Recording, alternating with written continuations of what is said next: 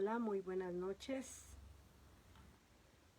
Ya estamos aquí en vivo, mi día con Dios, para iniciar no solo la lectura, sino para estudiar la palabra de Dios con denuedo, porque el Espíritu Santo es el que nos ayuda. Les saludo, buenas noches, les bendigo a los que ya están conectados y vamos a esperar unos segunditos para ver si algunos otros más hermanos, amigos se conectan.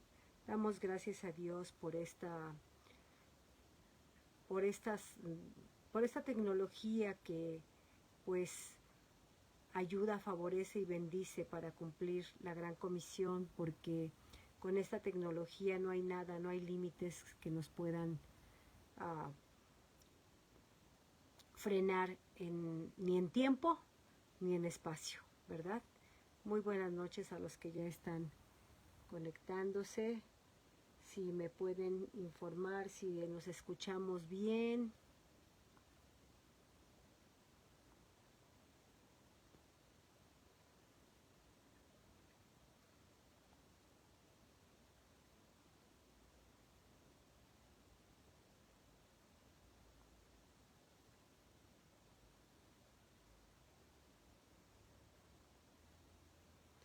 Vamos a esperar un poco más.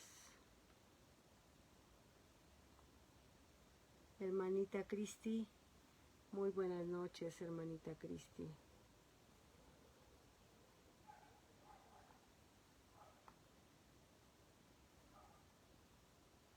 Buenas noches a los que ya están conectados. Muchas gracias por estar aquí. Bueno, vamos a dar inicio y como siempre empezamos con una oración.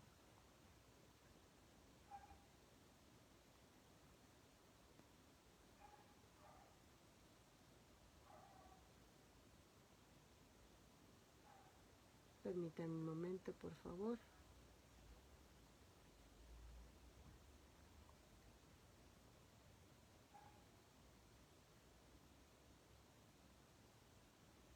Ok.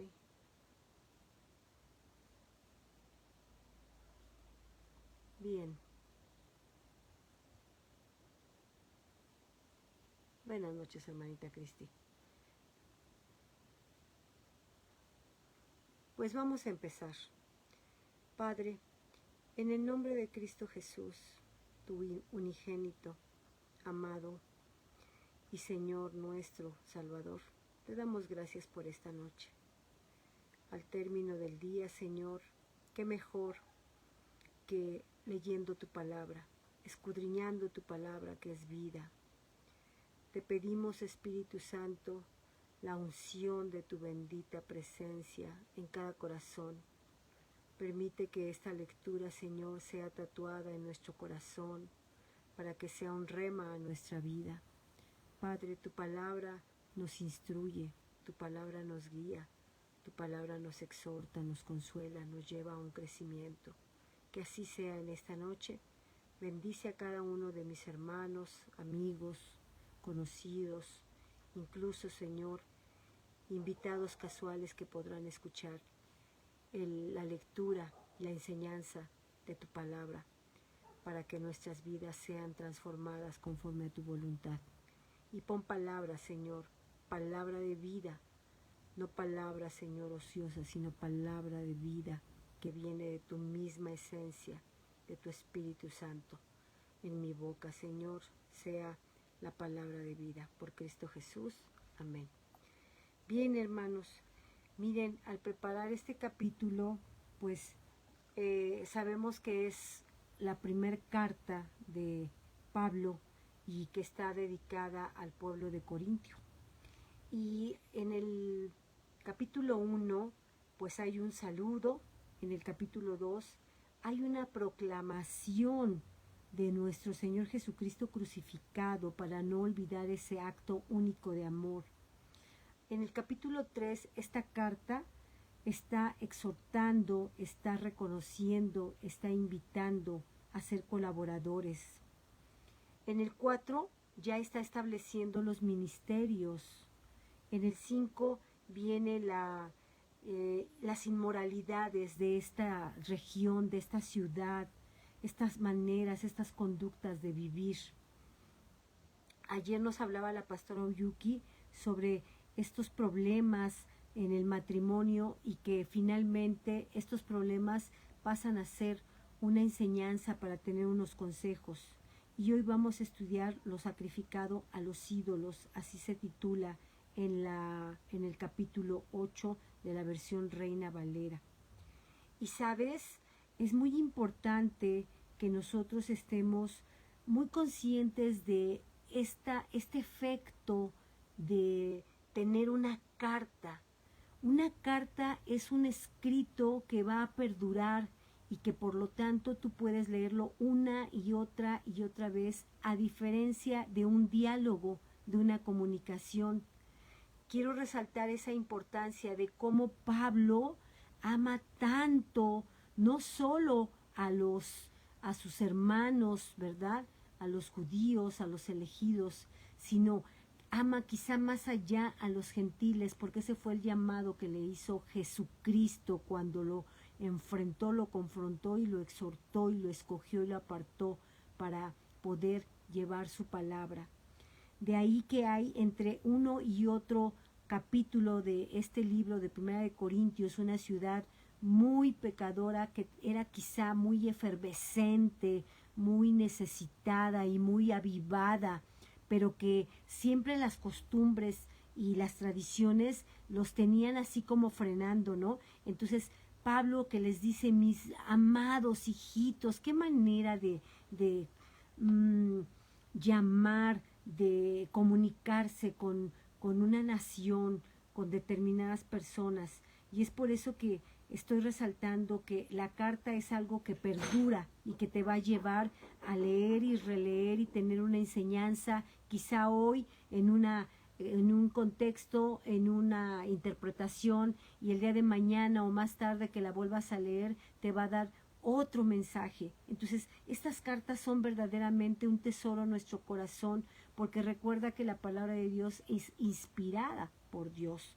¿sí? Y que va a tocar lo más profundo de nuestro ser.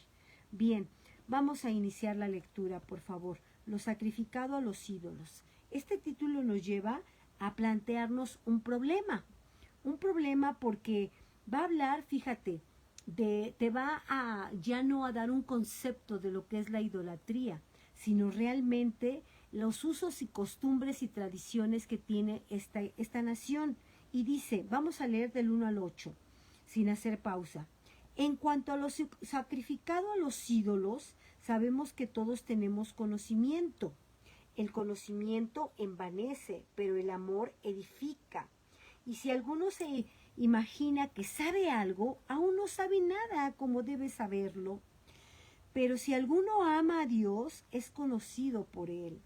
Acerca, pues, de las viandas que se sacrifican a los ídolos, sabemos que un ídolo nada es en el mundo y que no hay más que un Dios. Pues aunque haya algunos que se llaman dioses, sea en el cielo o sea en la tierra, como hay muchos dioses y muchos señores, para nosotros, sin embargo, solo hay un Dios, el Padre, del cual proceden todas las cosas, y nosotros somos para Él. Y un Señor Jesucristo, por medio del cual son todas las cosas, y nosotros por medio de Él.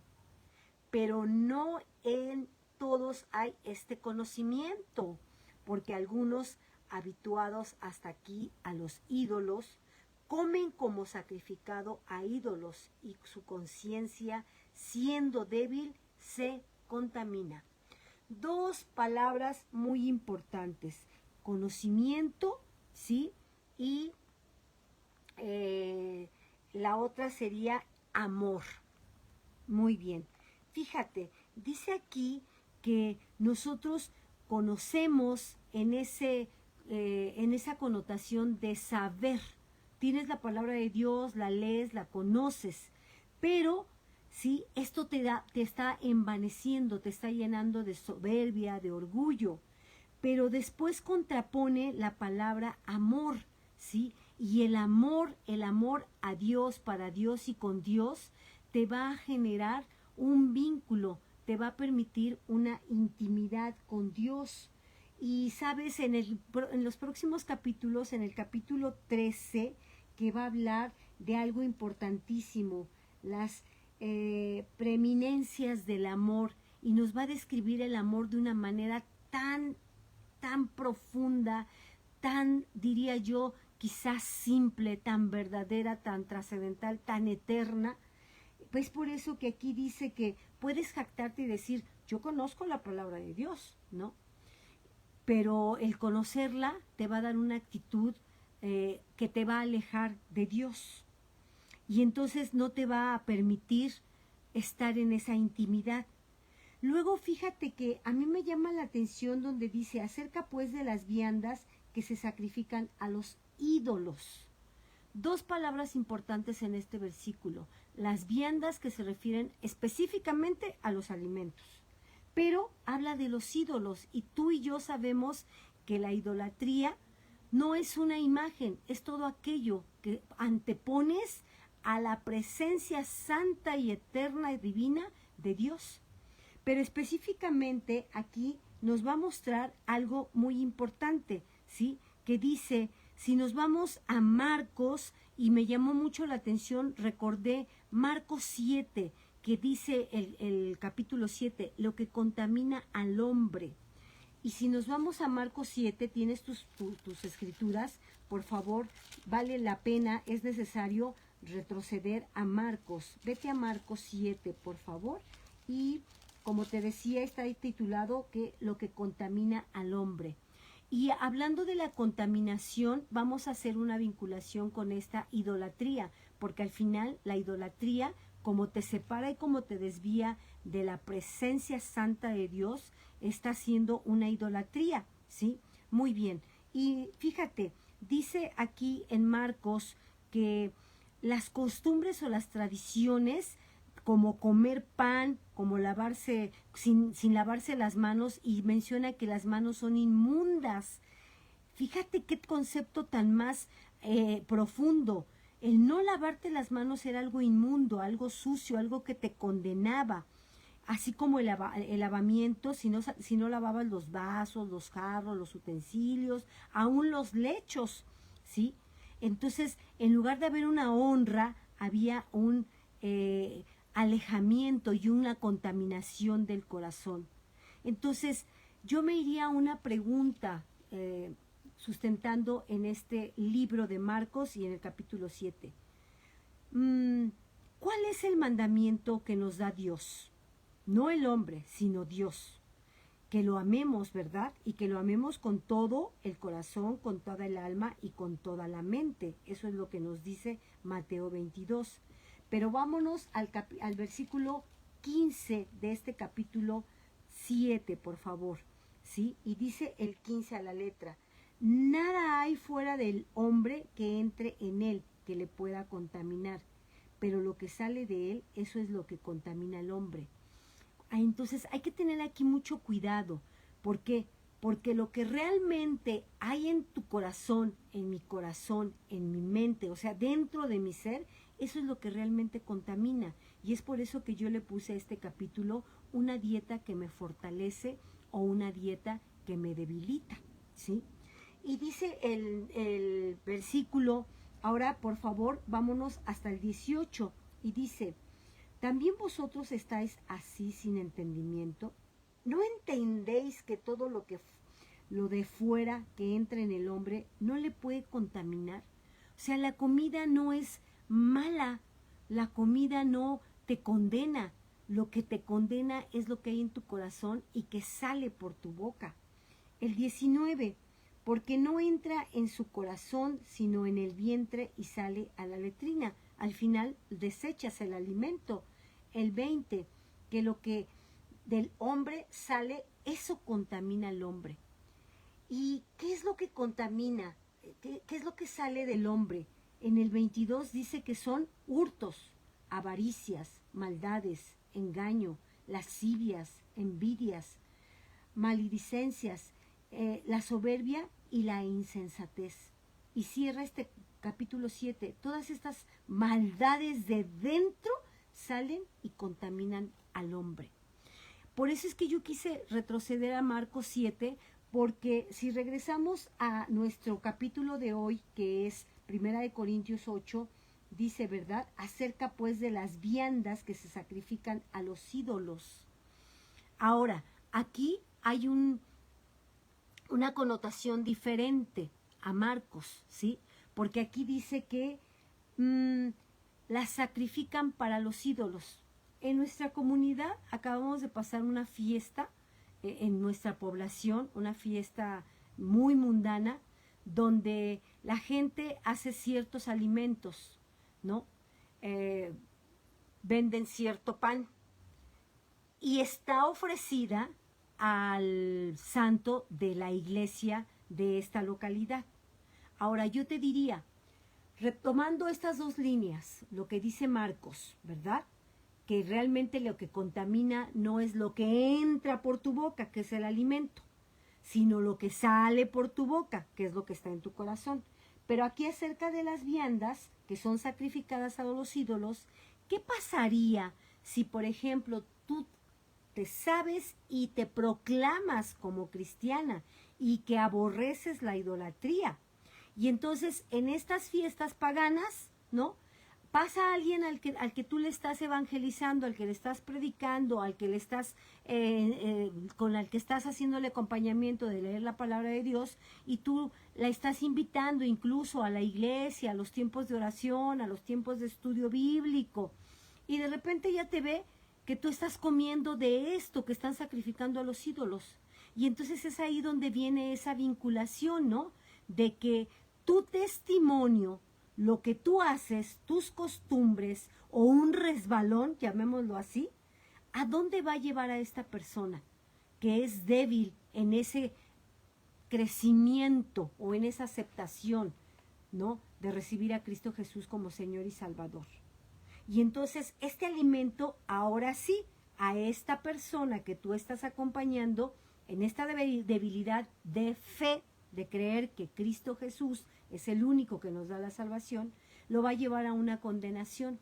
Entonces, este alimento tuyo, que realmente ningún alimento es sucio, ningún alimento contamina, ningún alimento condena, pero ante este ejemplo, ante este testimonio que tú das, entonces es como una piedra de tropiezo. Y a eso se refieren estos primeros versículos, ¿sí? Luego entonces, hablando de que hay dioses, de que hay señores, ¿quién se sienta en tu corazón? ¿Quién está entronando tu corazón? Porque pueden haber muchos dioses, pero Dios, en la unicidad del Padre como Creador y del Hijo como Salvador, ¿sí? Es el que establece la diferencia. Y entonces, aquí, cerrando estos primeros versículos, el conocimiento te envanece, pero el amor te va a dar una fortaleza, pero una fortaleza en la fe, ¿sí? Muy bien. Concluimos, y entonces un solo Dios para amar con todo nuestro corazón, con toda nuestra alma, con toda nuestra mente. Y un solo Jesucristo como Señor y como Salvador. Vámonos a los últimos versículos, por favor. A partir del 9. Dice, pero mirad que esta libertad, y entonces fíjate, esta última porción del capítulo 8, a partir del versículo 9 hasta el término, va a hablar de un abuso de la libertad cristiana, un abuso, un desvío. Repitamos, pero mirad que esta libertad vuestra no venga a ser tropezadero para los débiles.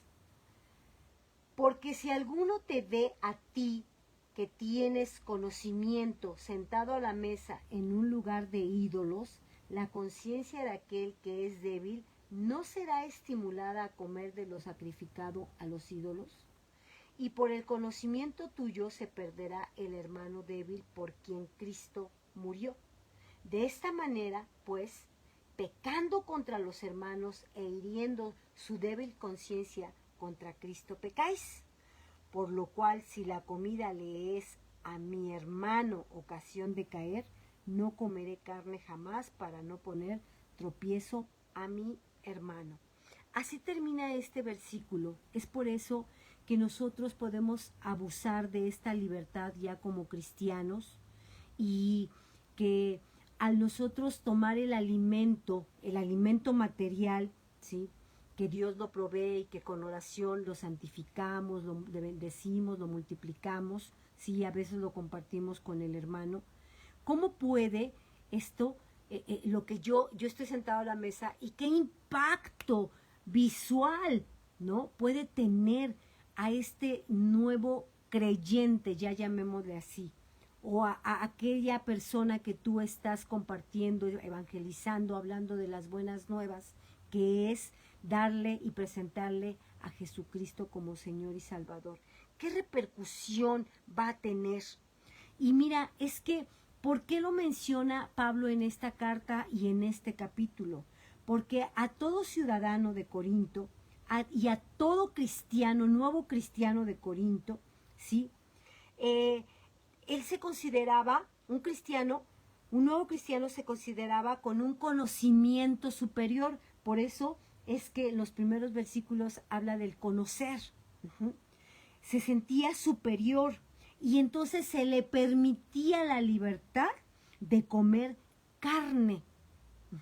Porque hablando de los usos y las costumbres, ellos tenían una dieta muy particular. Recordemos a Juan el Bautista, él comía miel, comía pescado, ¿verdad?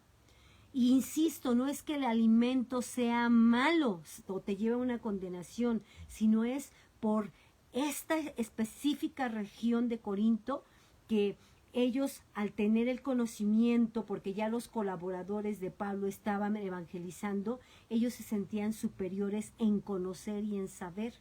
Y entonces, que cerrando este capítulo, tenemos que quedarnos con esta enseñanza. Mi testimonio, mi hablar, mi actuar, mis conductas son trascendentales para un nuevo creyente. O para un, permíteme usar esta palabra, para un simpatizante, para un oidor de corazón que va a aceptar que Cristo Jesús es el único que le va a dar la salvación y el único que le va a dar una nueva vida. Entonces, mi hermano, fíjate cuán importante es cuidar nuestras conductas, nuestras palabras y hasta nuestra forma de alimentarnos. Alimentarnos en lo espiritual, que es con la palabra de Dios, y alimentarnos en lo material. Porque en esta comunidad, específicamente la alcaldía de Xochimilco, que tiene un alto nivel, porcentaje de idolatría, hay ídolos para todos los días y para todas las ocasiones. Entonces es muy común aquí, dentro de la Ciudad de México, alcaldía Xochimilco, ¿no?, que la gente se reúne para hacer determinado guisado, como lo que es el mole rojo, la barbacoa y una diversidad en este arte culinario, pero que no lo hace por un gusto, sino lo hace para ofrecerlo a los ídolos. Entonces, si tú te dices y te identificas como cristiano, como seguidor, como colaborador, y estás discipulando, cuidado, porque eso va a llevar a un mal testimonio, a una condenación, porque aquel que está queriendo empezar a creer, a tener fe, lo vas a confundir. A eso se refiere este capítulo 8, por eso se titula Lo sacrificado a los ídolos. Entonces, qué tan bueno, qué tan malo, ¿sí?, es tener el conocimiento, pero más aún tener esa conducta, ¿no? Y a lo mejor tú puedes decirme, es que se me antoja, ¿y qué tiene de malo? No, no tiene algo de malo siempre y cuando sea por un gusto, por un deleite, por incluso te digo, por el acto mismo de disfrutar esta diversidad de platillos que tenemos aquí en nuestra región. Pero cuando es sacrificado a los ídolos, ¿sí? Y específicamente los ídolos de una fe, ¿no? Esto sí va a ser una piedra de tropiezo y una condenación para los nuevos creyentes. Por eso es que te decía yo, le puse una dieta que fortalece, una dieta que debilita. Que Dios nos ayude, que Dios nos dé la luz para que nosotros podamos verdaderamente actuar, hablar, vivir, testimoniar día a día, cada instante, que verdaderamente no hay solo conocimiento y conocimiento de la palabra de Dios, lo que dice aquí, ¿verdad? En el Antiguo Testamento era un ritual muy específico y muy severo, lo que debían de decir, cómo debían de vestir, las fiestas, los alimentos. Ahora tenemos esa libertad, pero no abusemos de la libertad cristiana para los nuevos creyentes. Seamos unos testimonios que lleven verdaderamente a la luz y a la verdad. Pues vamos a orar, vamos a pedir a nuestro amado Padre que Él esté actuando, que Él esté verdaderamente moldeándonos, no solo en nuestros pensamientos, en nuestros corazones, sino en nuestras conductas, para poder ser verdaderamente una luz y un testimonio de vida y de verdad. Amado Padre, gracias te damos por esta lectura, por esta enseñanza. Gracias te damos, Padre, porque sabemos, mi Dios, que cuando sacrificamos nosotros, Señor, debemos de ponernos como una ofrenda viva a ti, a tus pies, al que eres, al único Dios nuestro. Jehová, Dios nuestro, Jehová uno es. Lo dice Deuteronomio, lo dice tu palabra. Es para ti el sacrificio, y un sacrificio de corazón, un sacrificio, Señor, donde verdaderamente nosotros nos ponemos ante el altar, Padre, y te dejamos nuestras necesidades, nuestros anhelos, nuestros deseos. Pero no un sacrificio, Señor, que lleva a condenación y a pecado y por lo tanto a muerte. Y no solo a nosotros, sino que también podemos jalar y acarrear a los nuevos creyentes débiles en la fe. Señor, porque el sacrificio cuando es a un ídolo, Señor, es abominación y pecado para ti, Padre. Permite que tu Santo Espíritu nos dé esa luz, nos dé esa capacidad, pero sobre todo, Padre, no es el conocimiento, sino que nos dé ese amor al prójimo, a las almas que no tienen esperanza y que no tienen ni siquiera el conocimiento de que tu unigénito, que Jesús murió en esa cruz para salvación. Que nuestros testimonios, que nuestro hablar, que nuestras conductas, que nuestras formas, Señor, mi Dios, de vivir sean verdaderamente luz y bendición para cada uno de nuestros amigos, hermanos, familiares, aún hermanos en Cristo, Padre, que en algún momento están débiles en la fe. Te lo pedimos, Señor, te pedimos por una iglesia local, una iglesia universal, que sea santificada, Padre, y que esté consciente que el sacrificio es de un corazón humilde, contrito, humillado y verdaderamente santificado para poder ser la luz, Señor, el reflejo de la luz de la salvación de Cristo Jesús. Te lo pedimos, Espíritu Santo, porque sin ti no lo podemos hacer. Pon en nuestras bocas, en nuestros corazones, Señor, en nuestro diario vivir, esa luz, Señor, y esa verdad y ese amor para que podamos nosotros, Señor, llevar un alma más para Cristo. Te lo pedimos en el nombre de tu Hijo amado, Cristo Jesús, sabiendo que por tu gracia, por tu misericordia y por tu eterno amor, por tu poder, así lo harás conforme a nuestros corazones, Señor, humildes que sacrifican y que se entregan como ofrendas vivas a ti. Por Cristo Jesús. Amén. Pues gracias, hermano, por habernos escuchado en vivo. Gracias a Dios, gracias damos por la vida de nuestros hermanos, amigos que nos verán en tiempo diferido. Y pues vamos a continuar el día de mañana. Estas cartas son verdaderamente hermosas, hay que atesorarlas, hay que leerlas una y otra vez porque tienen un seguimiento. Pues Pablo ama tanto amó tanto a Cristo Jesús, su Señor y Salvador, que por eso es que tuvo tanto amor para cada una de las naciones que visitó. Dios te bendiga, ten una buena noche, la paz de Cristo Jesús contigo y adelante, mi amado, adelante viviendo en una vida santificada. Buenas noches, descansa.